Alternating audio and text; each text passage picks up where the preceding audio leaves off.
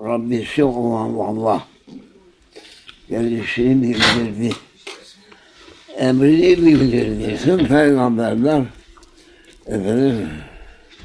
Allah'ın emri üzerine insanoğluna nasihat için Muhakkak. gönderildi. Muhakkak. Bütün peygamberlere bildirilen Es-sulhu hayır. Es-sulhu hayır. Sulhu Hayırlıdır. hayırlıdır. Barışıp geçinmek insanoğlu için hayırlıdır. Muhakkak. Dövüşmeyin diyor. Allah Celle ve Ala muharebeye girmeyin. Birbirinizi hırpalamayınız. Birbirinizi öldürmeyiniz. Birbirinize hürmet ediniz.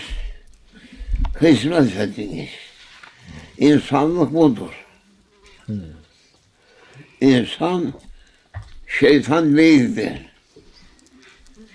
İnsan Cenab-ı Hakk'ın yarattığı en kıymetli olan mahluktur. Yeryüzüne hükmetmek için gönderildi. Lakin dediğimiz gibi şeytan atını sürdü. İnsanoğlunu rahatsız etmek için. Ne dünyada ne ahirette insanoğlu hayır etmesini istiyor şeytan. Ve onun için dünya kurulalı beri de bu insanoğlu birbirleriyle kavga dövüş yapıyor. Harp yapıyor. Birbirlerine zulüm yapıyor. Haksızlık yapıyor. İnsanlığa yakışmayan her ne varsa yapıyorlar. Zulüm yapıyor. Cenab-ı Hak zulmü yasak etmiştir. Haram etmiştir. Zulmetmeyin diyor. Çünkü ben zulmü istemem. Şeytan da diyor, hayır. Bana dinleyin, birbirinizi ezin. Ve tarih boyunca insanoğlu birbirleriyle kavga etmiş, harp etmiş, zulmetmiş, eziyet etmiş, haksızlık etmiş,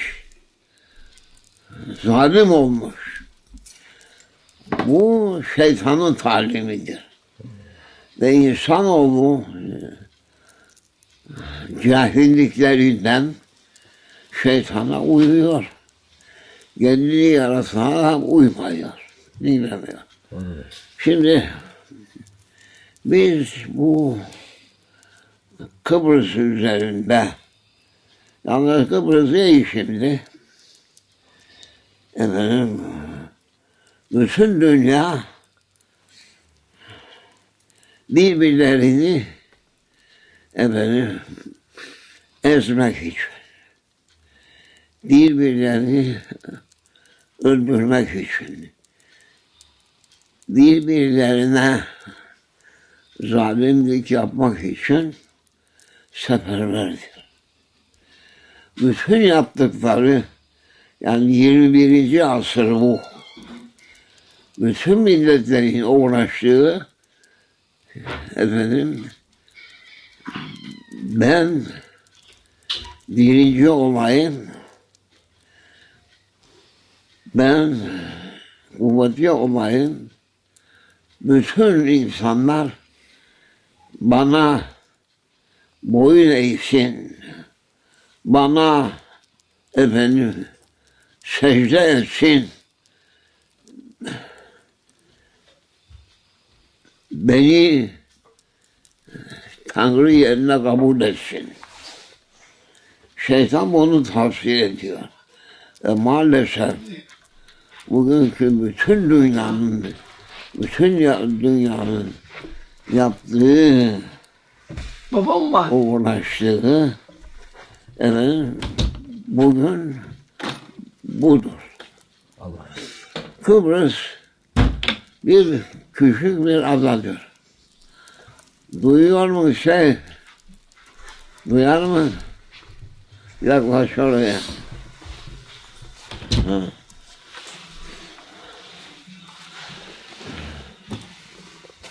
İnsanlık, efendim, yeryüzünde ikiye bölünmüş. Birisi, efendim, insan gibi insan gibi yaşamak ister. Bir kısmı insanları ezmek ister. İnsanlara zulmetmek ister. İnsanların insanlığı yok etmek ister. Kıbrıs, efendim, yani belki tarih başlangıcından itibaren Kıbrıs, efendim, bu Akdeniz'de İnci gibi bir yerdi. Belki Mısır'daki ilk tarihin, efendim, başladığı devirlerden Kıbrıs üzerinde de insan bulundu. Ve ilk medeniyetin kurulması Mısır'da başladı derler. Lakin burada da başladı. Bu adamızla. Maşallah. Cenab-ı Hak bu Kıbrıs'a bir hususiyet vermiştir. Maşallah. Kaç milletler, efendim, buraya geldi, hükmetti. Burayı beğendiler demek. Mısırlılar da geldi. Asuriler geldi. Efendim, Yunan geldi, Roma geldi. Hasıl kelam Türk geldi, Kürt geldi, İngiliz geldi, Fransız geldi, Venedik geldi, Yunan geldi, Türk geldi. Hepsi bu adamın üzerine geldiler. Buraya, yani demek ki burada bir çekici bir hava var. Güzel bir yer. Ki Yeşilada derler. Bu adamıza Greenland medeniyetlerini, eserlerini de bıraktılar. Yaşadılar. Kimisi zalim oldu, gitti. Kimisi, efendim, adalet üzerine oldu ve onlarla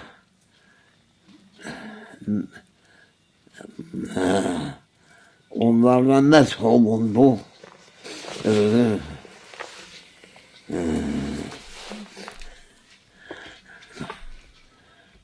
kimisi lanet aldı, kimisi rahmet aldı. İyi yapan Allah'tan mükafatını buldu.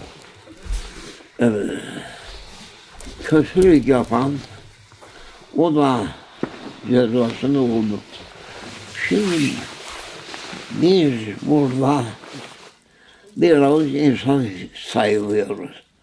Belki bütün adanın nüfusu Türk, Rum, İslam ve Hristiyan olmak üzere belki 1 milyon insan vardır burada.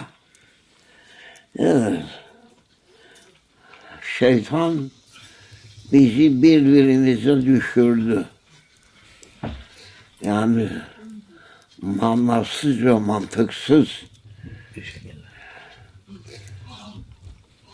aklı ermeyen, akılsız kimselerin hareketleriyle asırlar boyunca bunun içerisinde kendi hallerinde yaşayan sakin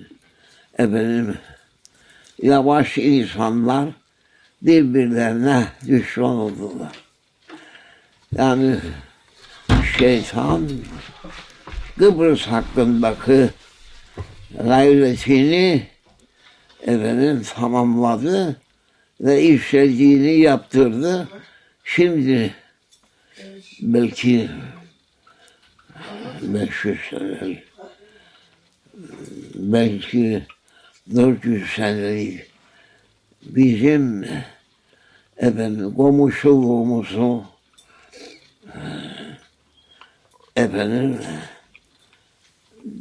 düşmanlığa çevirdi. Buradaki tatlı hayatımızı zehirli hale getirdiler. Allah'tan bulsunlar. Amin. Bu adayı bu hale getiren birbirimize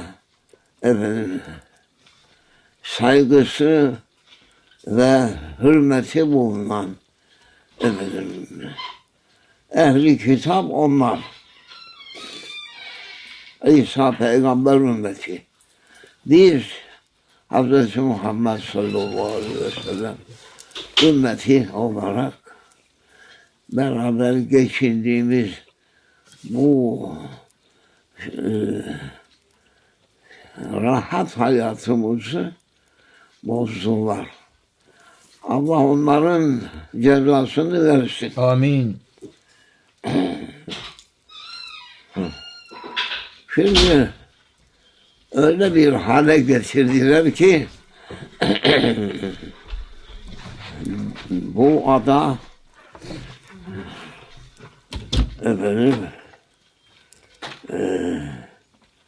bir işinden çıkılmaz bir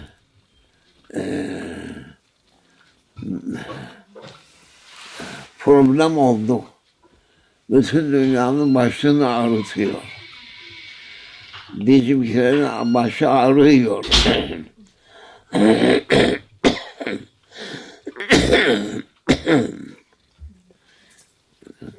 Kıbrıslıların hepsinin başı ağrıdı.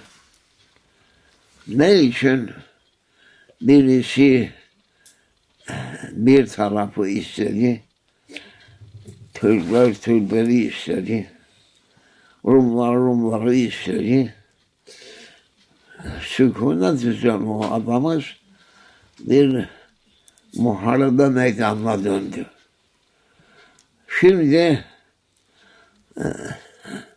hızlarını alamadılar. Şimdi pişman oldu iki tarafta. Osmanlı olanlar da Hristiyan olanlar da Müslümanlar da Hristiyanlar da pişman oldular. Neye uyduk biz? Rahat iken neye rahatımızı bozduk? Komşuyken, ahbap iken, birbirimizi sayar severken neye bunu biz başımıza getirdik? Soruyorum, bizim başımızda olan bu hareketin muharriki diyelim, harekete getiren kimseye soruyorum, yatıyor yatakta yatıyor. Duyar mı, duymaz mı, anlar mı, anlamaz mı bilmiyorum ama sorsam sen bu memleketi bu hale getirmek için mi ayağa kalktın? Ve memnun musun? Sorayım. Hristiyan Rumlara da, Rum vatandaşlarına soralım. Bu kadar siz efendim muharebeler yaptınız. İnsanlar öldü, evler yıkıldı, köyler bozuldu. Siz de bu netice için müydü sizin uğraştığınız?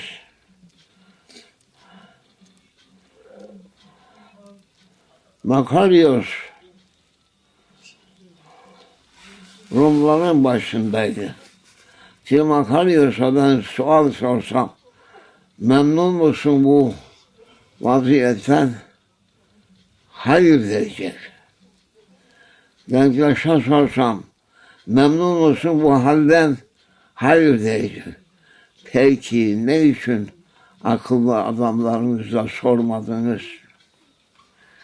Neye bu Kıbrıslıları siz ateşe attınız? Ne kazandınız?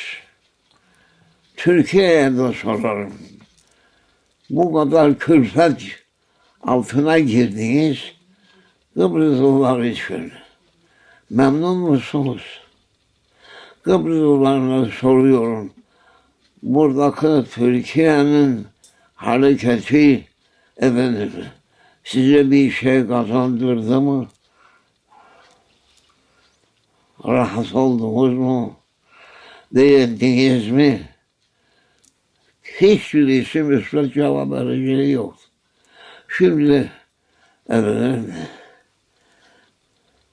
Kıbrıs meselesinin efendim hallolması için bir sürü gidip geliyorlar.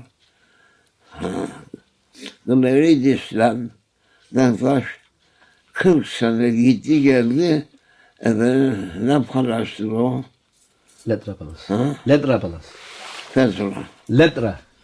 Lidra Palas'ta gittiler geldiler. Sonra ne anlaştılar? Hiçbir şey. Ne anlaştılar? Ne bir şey yaptılar. Bir hareketiniz olmadı. Şimdi iş sıkıntıya düştü. Bir de yük olduk şeye, Türkiye'nin üzerine. Bu kadar askerden burada bizim yükümüzü çekiyor. Efendim, Rumlar Yunanistan battı. Buraya onu göremiyor, iflas etti. Bunlar akıllı işi değil. Demek ki akıllı adamımız kalmamış bizim. İşimiz akılsızlara kaldığı için bu hale düştüler. Şimdi efendim Rum da Hristiyanos dedi onlara. Onlar dedi Otomanos derdi. Efendim bu sıkıntıya düştük. Burasını İngiliz bir valiyle idare ederdi. Belki His Excellency Rum tarafının kırda başı His Excellency Türk tarafı belki bilmezler ki burasını bir vali, 6 gazada 6 komiser ve bir daha meşveret meclisi vardı 5 kişilik. Evet. Memleketi asayişi 250 polisle idare edilirdi. Polis geldi dedi mi herkes evine kapanır. Kimse kimseye gözden bakamazdı. Raptı vardı. Şimdi Kıbrıs'ın içerisi oldu efendim muharebe cephesi. Kaç yüz bin askerle bunun içerisinde efendim ne asker memnun ne ahali memnun oldu şimdi. Belki İngilizce idaresi de aslında Osmanlı'nın kanununu yürüttüğü içindir. Osmanlı'nın kanununda adalet vardı. İngiliz ondan ders almıştı. İdare etti bu kadar sene. Şimdikiler Osmanlı'nın idaresini kabul etmediler. Efendim biz meclis kuracağız. Biz ayrı hükümetle hayır yok. Şimdi ben belki onların bilmediğini bilen bir kimseyim. Yaşımıza göre. Efendim, İngiliz zamanı, Osmanlı zamanı, efendim, şimdiki zamanlar hepsinden haberimiz var. İki taraf Kıbrıslılar olarak iki taraftan memnun değiller. Ne istiyorlar? Cenab-ı Hak sulh hayırlıdır buyurdu. Sulh olunuz. Barışınız. Kavga etmeyiniz. Kavga etmeden hayır yok. Barışınızda size hayır vardır. Aman Bir avuç bir memleketsiniz. Herkes kendi yerinde, yurdunda efendim yaşasın. Kimse kimseye zulmetmesin. Kimse kimsenin hakkını yemesin. Kimse kimseye düşmanlık beslemesin. Herkes birbirini saysın ve sevsin. İnşallah. İnsanlık budur. Şimdi işitiyorum kaç senedir böyle uğraşıp duruyorlar. Efendim, bizim Rum cemaati reisi de Türk cemaatin reisi de ikisi de efendim, barışmak istiyorlar. Lakin araya bir şeyler giriyor. Barışmaya imkan bulamıyorlar. Evet. Kendi gücümüzle bizi birbirimizden barıştırmaya yetişmiyor. Şimdi ben bir nasihatımız olur ki evet, herkes kendi yerinde, kendi yurdunda bir hükümet idaresinde yaşamaya baksınlar. Yok Kıbrıs Rum Cumhuriyeti, Türk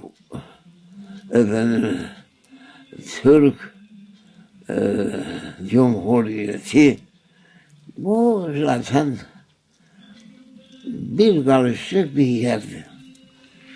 Bizim birbirimizden barışıp geçinmemiz hepsinden iyisidir. Ufak tefek meseleleri kaldırıp biz barıştık desin gitsinler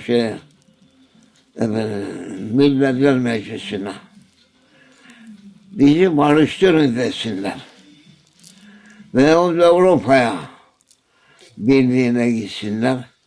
Desinler ki biz barışmak istiyoruz, bizi barıştırın.